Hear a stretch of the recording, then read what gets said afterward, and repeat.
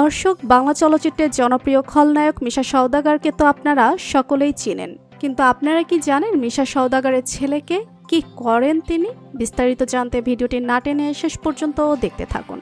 ৮০ দশকে এফটিসি কর্তৃক পরিচালিত নতুন মুখের সন্ধানের মাধ্যমে নায়ক হয়ে আসেন মিশা সওদাগর। এরপর ছোটকু আহমেদ পরিচালিত চেতনা সিনেমায় অভিনয়ের মাধ্যমে তিনি বাংলা সিনেমা জগতে পা রাখেন।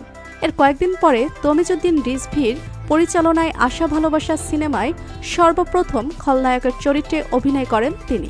পরপর বেশ কয়েকটা সিনেমাতে নায়ক হিসেবে অভিনয় করলেও পরবর্তী সময়ে খলনায়ক হিসেবে অভিনয় করে তিনি জনপ্রিয়তার শীর্ষে চলে যান।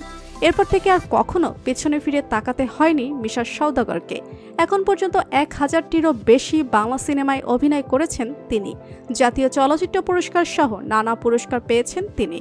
বাংলা সিনেমায় মিশা সওদাগরকে যতটা রাগী চরিত্রে অভিনয় করতে দেখা যায়, বাস্তবে তিনি একজন সাদাসিধে মানুষ। সবসময় হাসি মুখে কথা বলতে পছন্দ করেন মিশা সওদাগর।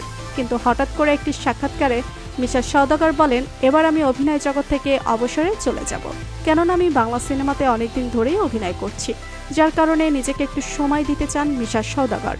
বর্তমানে তিনি ঢালিউডের শিল্পী সমিতির নির্বাচিত সভাপতি হিসেবে দায়িত্ব পালন করছেন। ইতিমধ্যে আমরা মিশা সওদাগর সম্পর্কে অনেক তথ্য জেনেছি। এবার আমরা মিশা সওদাগরের ছেলে সম্পর্কে জানব।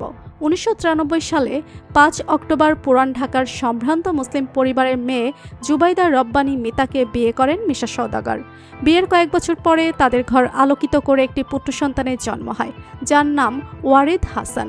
মিশা সওদাগরের বড় ছেলে তিনি। বর্তমানে ওয়ারিদ হাসান যুক্তরাষ্ট্রে পড়াশোনা করছেন।